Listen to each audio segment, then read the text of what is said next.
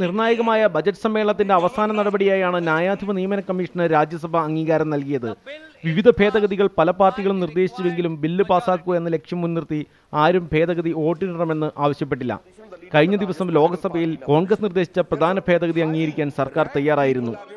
Supreme കോടതി chief justice അധ്യക്ഷനും നിയമമന്ത്രി, 2 സുപ്രീം കോടതി ജഡ്ജിമാർ, 2 പൗരപ്രമുഖർ എന്നിവർ അംഗങ്ങളുമായാണ് ന്യായാധിപ നിയമന കമ്മീഷൻ രൂപീകരിക്കുക. കമ്മീഷന്റെ തീരുമാനങ്ങൾക്കെതിരായി രാഷ്ട്രപതി നിലപാട് കൈക്കൊണ്ടാൽ വീണ്ടും പരിഗണിക്കണമെന്ന് ആവശ്യപ്പെടണമെങ്കിൽ കമ്മീഷനിൽ ഏകാഭിപ്രായം വേണമെന്ന നിർദ്ദേശം ഒഴിവാക്കണമെന്നാണ് കോൺഗ്രസ് ആവശ്യപ്പെട്ടത്. അതായത് കമ്മീഷൻ നിർദ്ദേശിക്കുന്ന ഹൈക്കോടതി, സുപ്രീം കോടതി ജഡ്ജിമാരുടെ പേരിനെതിരെ രാഷ്ട്രപതി രംഗത്ത് വരികയാണെങ്കിൽ ആ പേര് വീണ്ടും പരിഗണിക്കണമെന്ന് കമ്മീഷൻ ആവശ്യപ്പെടണമെങ്കിൽ 6 അംഗങ്ങളിൽ ആരും എതിർക്കരുത് എന്ന നിബന്ധന ഒഴിവാക്കണമെന്നായിരുന്നു നിർദ്ദേശം. ഇത് സർക്കാർ ഭേദഗതിയായി തന്നെ അവതരിപ്പിക്കാൻ നിയമമന്ത്രി തയ്യാറായി. ഒരാളുടെ എതിർപ്പിനെ വേറിട്ട നിലപാടായി മാത്രം കണക്കാക്കാം. പക്ഷേ 2 അതിൽ കൂടുതലോ അംഗങ്ങൾ എതിർത്താൽ തീരുമാനം മാറ്റിവെക്കണമെന്നാണ് ബില്ല് ഇപ്പോൾ ചൂണ്ടിക്കാണിക്കുന്നത്.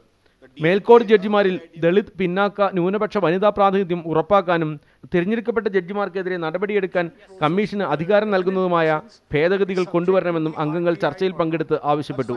ഭരണഘടനാ ഭേദഗതിക്ക് പകുതി സംസ്ഥാനങ്ങളുടെ പിന്തുണ ലഭിച്ചു കഴിഞ്ഞാൽ രാഷ്ട്രപതി ബില്ലിൽ ഒപ്പുവെക്കും. ഇതോടെ മേൽക്കോടതി ജഡ്ജിമാരെ തെരഞ്ഞെടുക്കുന്നതിന് ജഡ്ജിമാർക്ക് തന്നെ അവസരം നൽകുന്ന നിലവിലുള്ള കൊളീജിയം രീതിക്ക് അവസാനമാകും. D Sreejith, media 1, Delhi.